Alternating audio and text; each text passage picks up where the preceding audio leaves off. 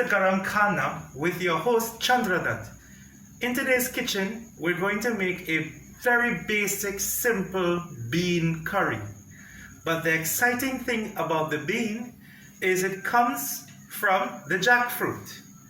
And we have taken the beans out of the flesh of that jackfruit, out of the ripe pulp that people usually eat as a nice ripened fruit in tropical countries like Jamaica. And all we've done is we've boiled the beans. So we're promoting sustainable living by using all aspects of the fruit today.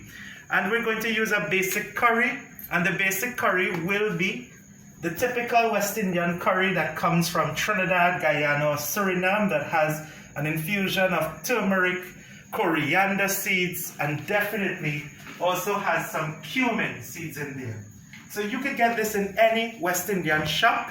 You could also get the jackfruit, or the Katahar as they say in Guyana or Suriname. You could get it in any West Indian shop.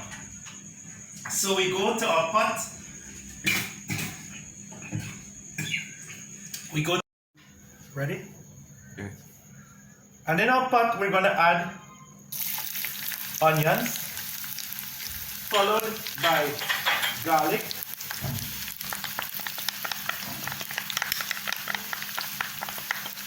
just a little bit, quarter of an onion, quarter of the garlic. We're going to add some curry pilau.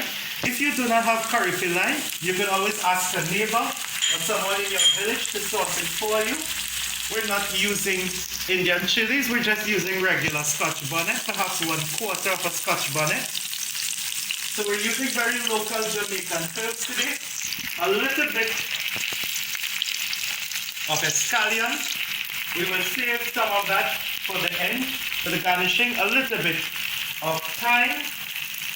And that's pretty much what we wait on to fry for. And we let it fry very good. My Trinidadian curry, and again, if you're living in the diaspora, just go to your West Indian shops and you get this curry. If there are Indian groceries in your region, you could go into there and speak to the grocer and just ask for a generic meat masala or a vegetable masala. And there are several brands from India that also have a nice mix. So if you don't know that much about spices, don't panic. And once that is done, we add some tomatoes. The tomatoes will give off some rich flavor to the pot and really works well with beans. I want to encourage anyone who does a curry for beans to think about using fresh tomatoes. It will add the texture, it will create a little color contrast with the brown of the curry. And then we're going to add some water. And we're going to leave this to form for about 2 minutes so that we form the curry paste. So this is what.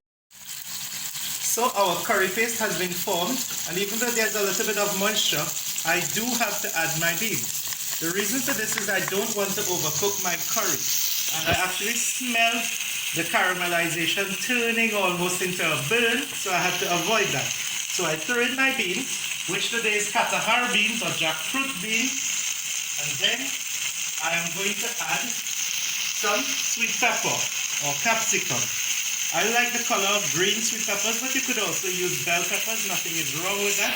And look at how pretty that is. We have yellow, green, and red. We have a virtual trinity in our curry. And then we're going to even add a rich sweetness to this curry by infusing coconut milk. So it takes on a South Indian or Jamaican a look to it, similar to when you make goat curry or other South Indian dishes, perhaps when you add that fresh coconut milk. And if you don't have fresh coconut milk, you could also buy the store-bought one.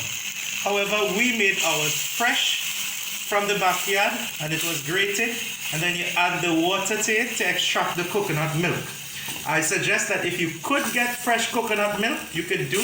In West Indian shops, you also get the actual coconut, the dry coconut, and you could grate your own and create your own milk with a food processor.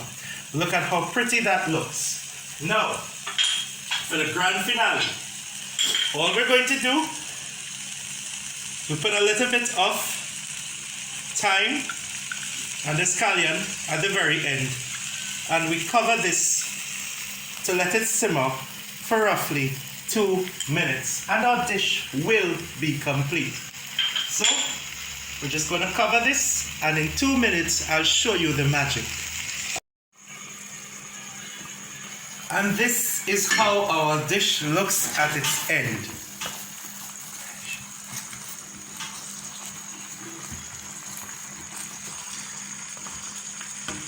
We could see that the coconut milk has really infused well with the curry to give a nice light brown complexion, color to it, along with the little red pieces of tomato. And we have really infused the flavors of the sweet pepper as well. So this is a solid dish, classic kind of South Indian style, but brought to Jamaica with the usage of fresh herbs and spices. Okay,